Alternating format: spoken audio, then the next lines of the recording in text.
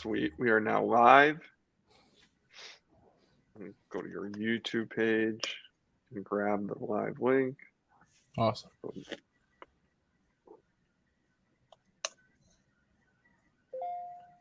There you go.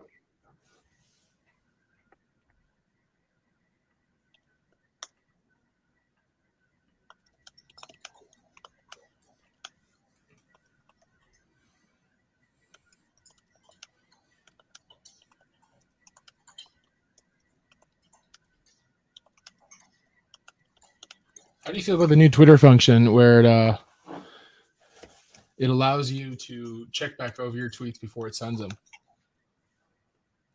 I haven't thought about it. I'm very confident in what I tweet, so I've never hesitated. Man, I've messed up some underscores before. But it does it before you tweet, not after. Yes, sir. I may have purchased the extension. It's like Twitter Blue or something like that. Oh, edit with Twitter Blue. I see. Yeah. Oh, yeah.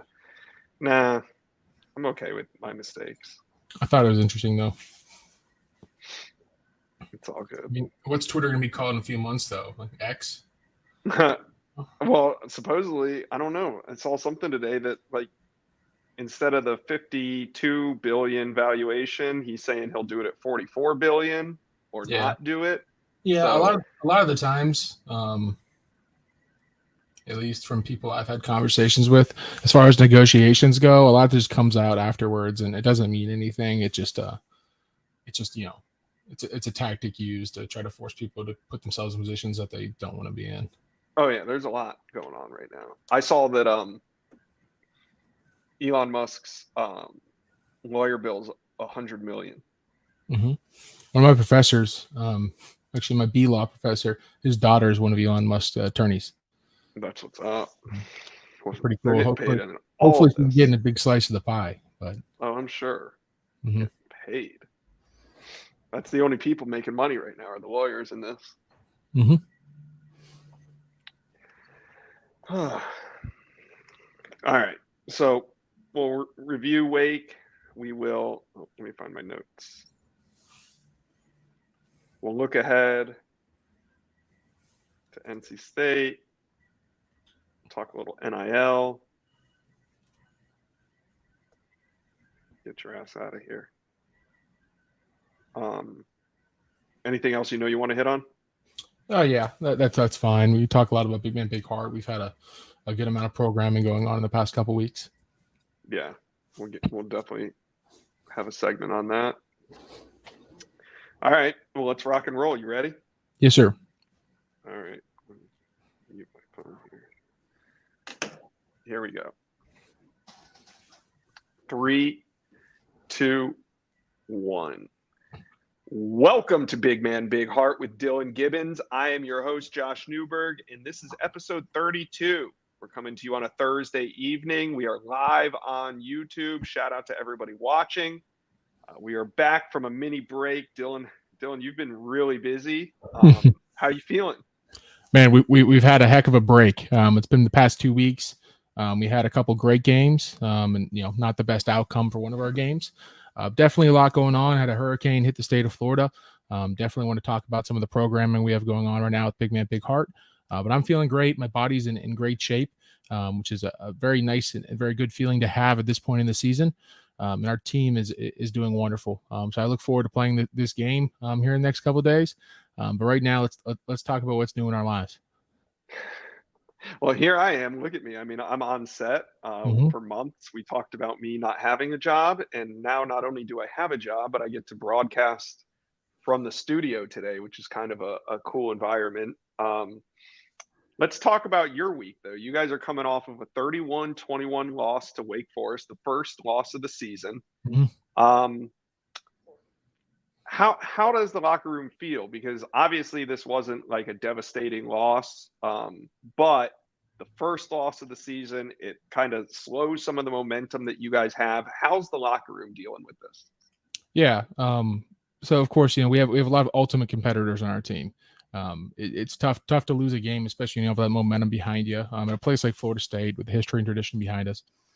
But what I will say, just as teams, that they get a lot of success of already being there, right? Of already being an undefeated team, or playing in some big games and knowing how to win at the end of a game. There's also a strategy in knowing how to lose, right?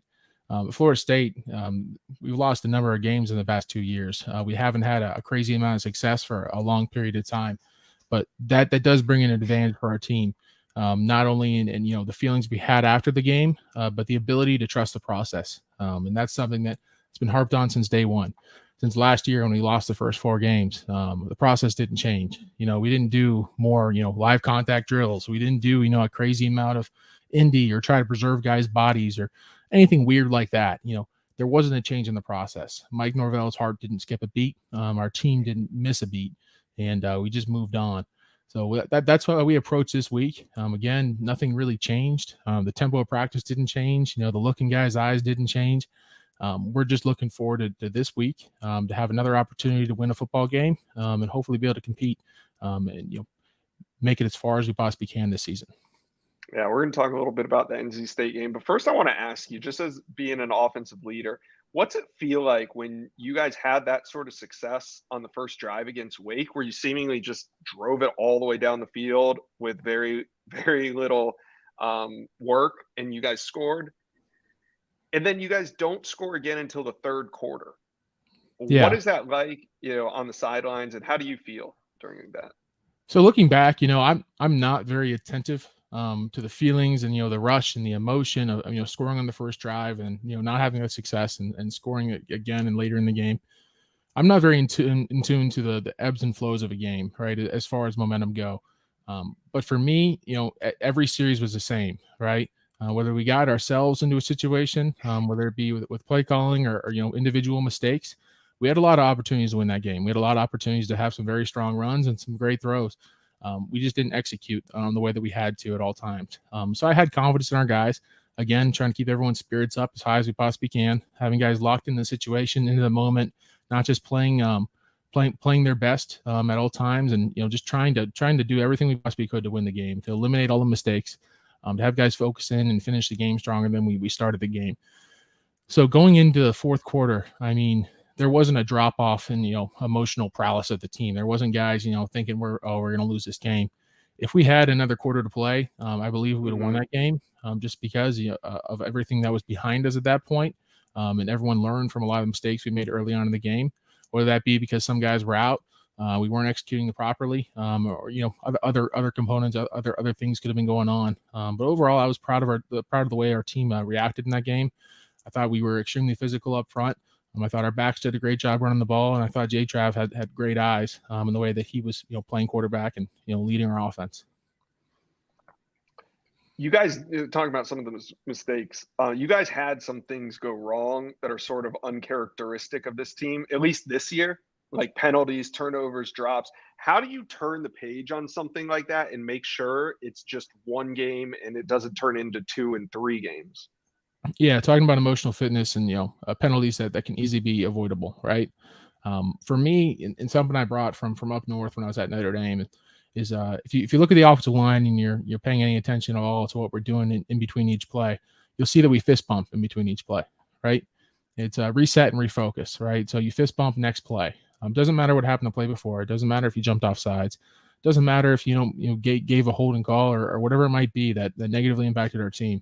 It's playing each play like it's its own game almost. All those feelings and emotions can just leave. Of course, they're going to show back up when we're watching it on Sunday. But at the same time, it's just so important to lock back in.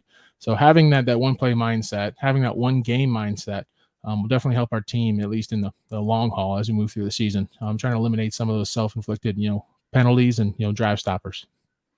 Yeah, and this week isn't going to be easy because it's going to be a very physical game. The mental toughness, like you say, is going to come into play again.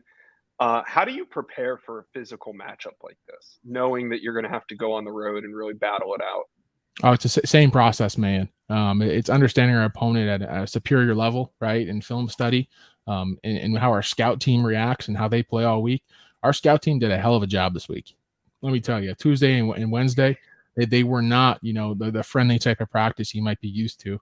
The scout team was coming off the ball. They were replicating and simulating everything down from alignment to stance to technique, to eyes, of the defensive linemen, and how our GAs and our coaches have studied the defensive line, linebackers, and some of their safeties. So I'm very excited to see all that come together. Again, it's nothing different. We do the same thing every week, but putting a little more emphasis on film study, putting a little more emphasis on getting, 5 guys seeing it through one set of eyes, understanding the defense at a superior level, and going out there and attacking with the best of our ability every play.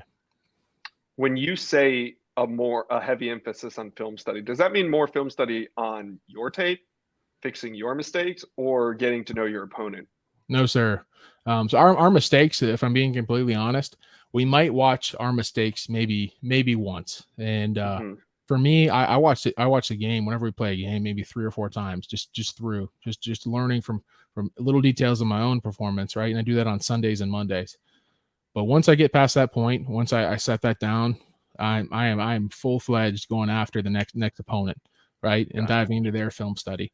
There's a lot you can learn, and we have a lot of great minds on our offense and our defense, and all of our GAs and everybody that's in that office to break down film, to give us, the most bang for our buck when it goes to film study.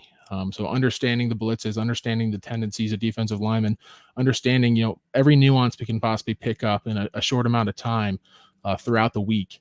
And that's what's nice about being a graduate student, right? That extra little bit of time means that I can meet with people all the way throughout the day.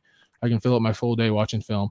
I can come back home. I have an Exos clicker in my house. I can just go through and just watch it as much as I possibly can to get myself mentally and physically prepared to play a team.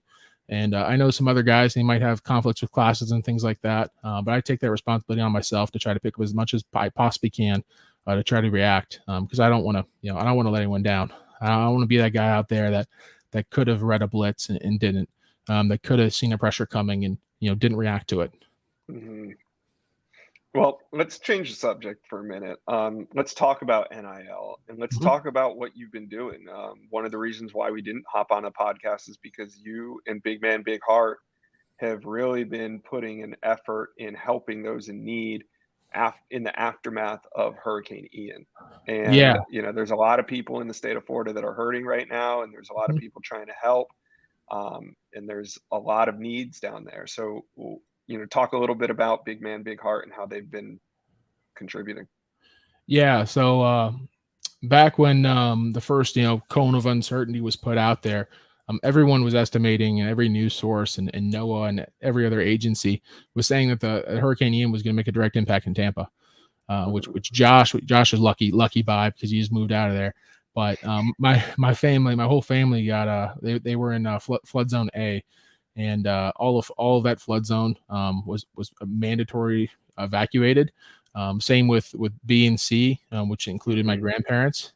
So everybody that was close to me was evacuated out of St. Petersburg, Madeira Beach, Seminole, Pinellas Park.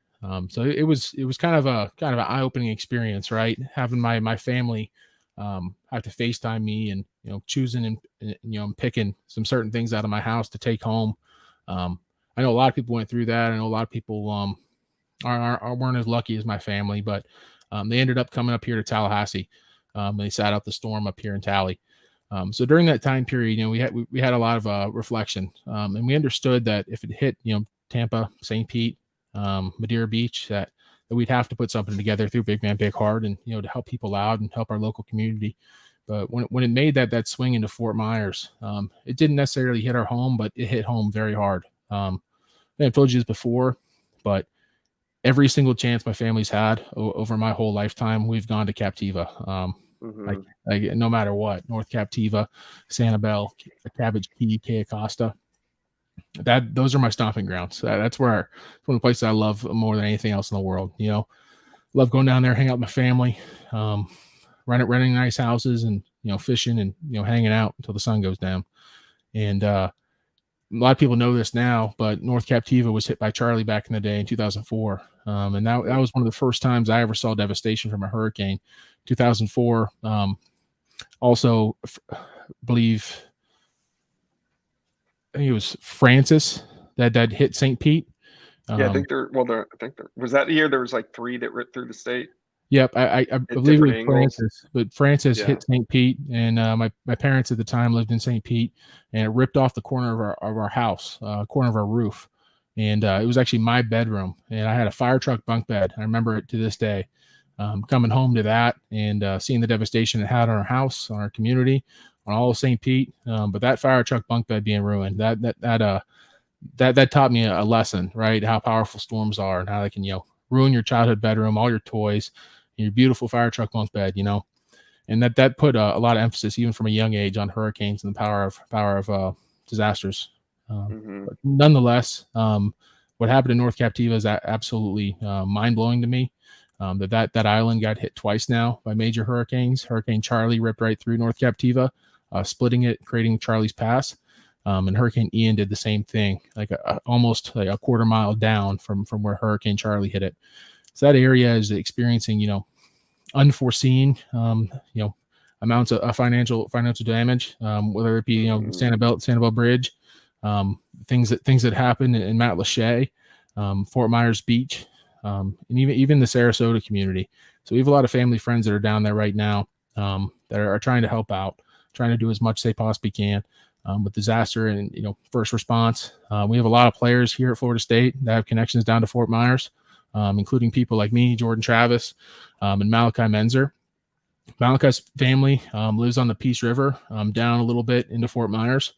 They recently lifted their house up, actually put it on stilts, which has it helped out with all the flooding. They have a generator also. So they have right now, people in their community that homes got completely destroyed, the roofs got ripped off, and luckily, a lot of their friends are safe right now, but they're running through their house every day, just to take a shower, to charge their phones, to get out of the situation they're in.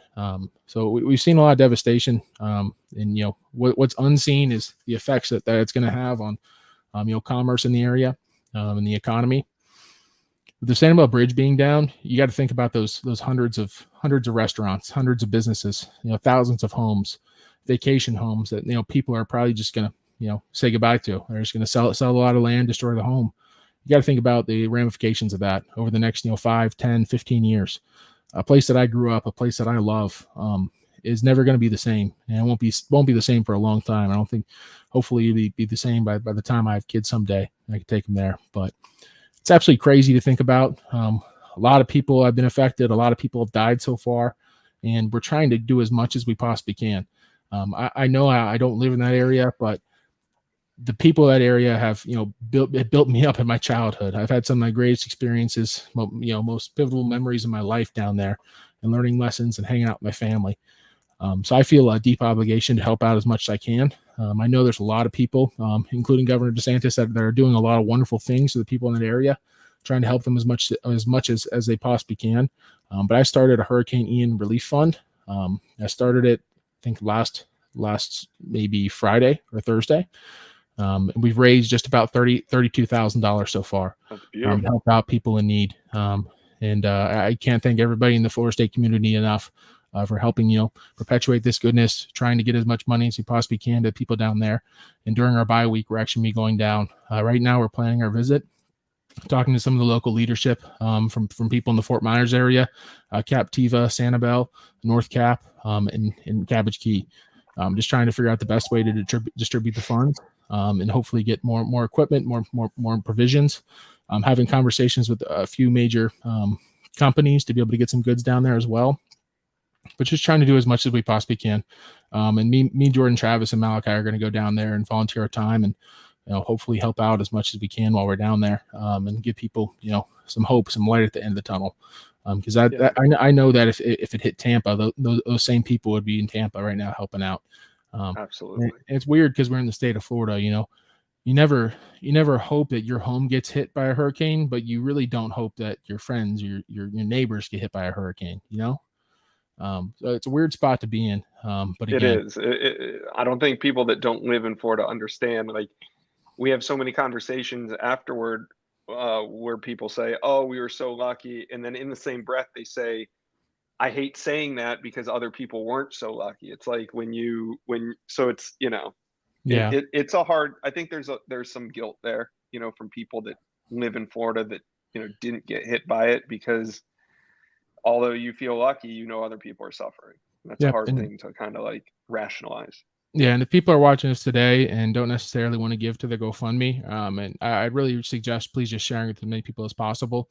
I know there's a lot of people out there right now that are trying to scam people and trying to get money for things that aren't even going to happen. But these are a couple of Florida State football players that are passionate about helping people, and the money's going to go to the proper people and try to help as many people as we possibly can.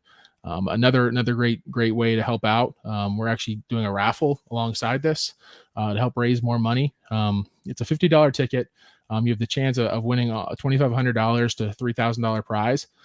It'll be for the Clemson game. So it's the ultimate Knowles game day experience. It's going to be one room for 2 nights at the Indigo, which is a beautiful hotel here in Tallahassee. Mm-hmm. 2 tickets to the game on the 50-yard line. They're lower level seats, so they're pretty close to the players. My family actually sits down around that area sometimes, and I can look at it. I can go up to them after the game and take pictures and say hi. And then an invitation to the Big Man Big Heart tailgate. All you can eat, all you can drink, and you actually get a spear. If you've seen them before, the ones that we have, they're a full size 6-foot spear that Big Man Big Heart on them. Absolutely beautiful replica.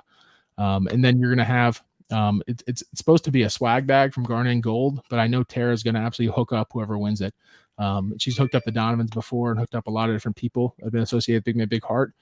So it's a great prize. And again, you can check it out on my website, bigmanbigheart.com. Just check out the shop and Shopify, and you'll be able to purchase a ticket there and enter the drawing. We've had a couple people buy it so far, but again, it's a great way to give back, and hopefully, win some tickets to the Clemson game, which should be a rather popular game this season. That's a huge one. So after you're doing a great thing, and it's been really cool to see the FSU fan base quickly adapt to anything that you're doing. And I think that's because when you arrived at Florida State, you kind of set the standard for what your NIL is going to be used for and what you're going to utilize your platform to do.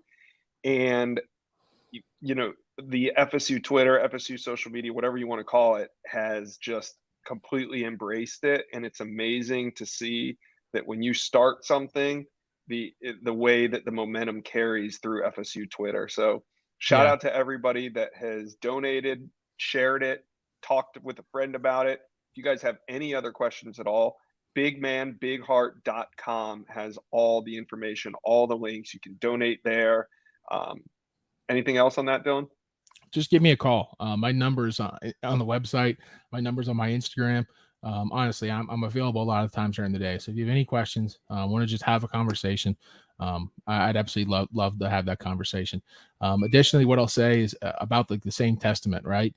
As I've launched these GoFundMes, different people's stories, kids with cancer, one with breast cancer, people who've been through car crashes, rare disease, whatever it might be. I've been seeing a lot of the same names pop up.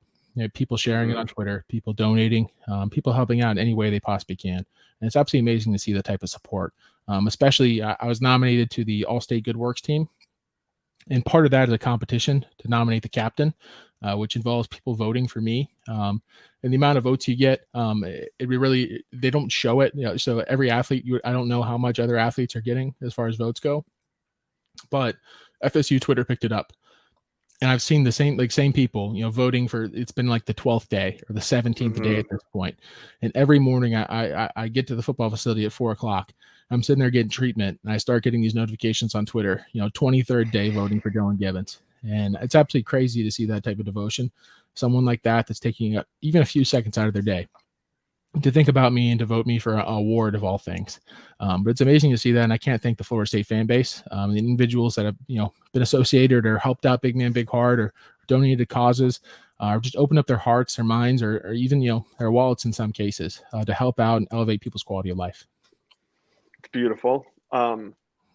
What else? Anything else before we get out of here? What are you doing tonight? You guys got pizza night? Yeah, we got pizza night right now at Gain Street Pies. We'll be there at 7:00. If you'd like to come and meet the offensive line, please go there on Thursdays, home or away games. They do a great job and hook up the offensive line with some free pizza. Great camaraderie. Again, just trying to build a sustainable unit, right? We talk about, having a bunch of players. That's great. But having a bunch of players that can play in games, that's better. But having a bunch of players that are all on the same page, that love each other and want to sacrifice for each other, That's the type of offensive line we're trying to build here at Florida State. And little events like that, pizza night, hanging out outside the football facility, outside watching film, or mandatory times is absolutely amazing. And building this culture and trying to get everyone on the same page. Shout out to Gain Street Pies for everything that you do for these big men and with big hearts. Any other shout outs before we get out of here, Dylan? Big shout out to Josh Newberg, man. Looking spiffy today. Look at him. I didn't have a chance to go home and look like a bum. No, you look great, man. I'm glad you're doing well, and you absolutely seem like you're kicking butt. Yeah, I'm having a blast. It's been fun to watch you guys and not have responsibilities. Like no note taking. Like, it's fun to get back to being a fan of Florida State. Not that like I wasn't when I covered Florida State. I'm always going to be a alumni and have spent 5 years in Tallahassee on my own. But just not having the responsibilities, like like even in the loss, I enjoyed even the loss of like feeling the pain of the loss, because in prior years, like, you guys lose, well, an hour and a half later, I'm doing an instant reaction podcast, and I have to wake up the next morning and talk, something else about the team. So like, you can't let disappointment seep in. You can't get too high or too low, because no matter what, you still got to work the next day. So it's been fun to enjoy the emotions, the roller coaster of emotions. Yeah, it's pretty cool to be able to broaden your scope like that. I'm still stuck in the day to day. Yeah, I was gonna say you'll be there soon enough, and I'm sure like every year after you leave Florida State, it'll be a different perspective on your fandom. Like, in the first couple years, you'll probably have a lot of FOMO. Like, you probably won't even be emotional. You'll just wish you were there contributing. And then after a while, like, it'll always morph, I feel like. No, yeah, I agree. I look forward to that day. Hopefully, when I'm done playing NFL football, I'll be able to look back and have a little bit bigger scope. But 10, 12 years from now, when your career comes to an end. Exactly. That'd be ideal, right? I got to give a big shout out to Wade Bontrager and my friends over at National Truck Protection. They did a great job at supporting Big Man Big Heart. They've allotted us a few different opportunities to give back, including providing money for an intern, and doing some wonderful things for us, whether it be month-to-month donations, sharing a lot of our GoFundMe's, and just overall supporting Big Man Big Heart. So if you have a light duty or a medium duty truck or a heavy duty truck, please check out National Truck Protection. They do some great work. And again, I can't thank Wade Bontrager enough for supporting me and supporting Big Man Big Heart. All right, Dylan. Good luck on the road this weekend at NC State, and we'll be back next weekend to talk all about it. Yes, sir. I look forward to it. All right. See you, Dylan. I'll see you, big guy. Yes, sir.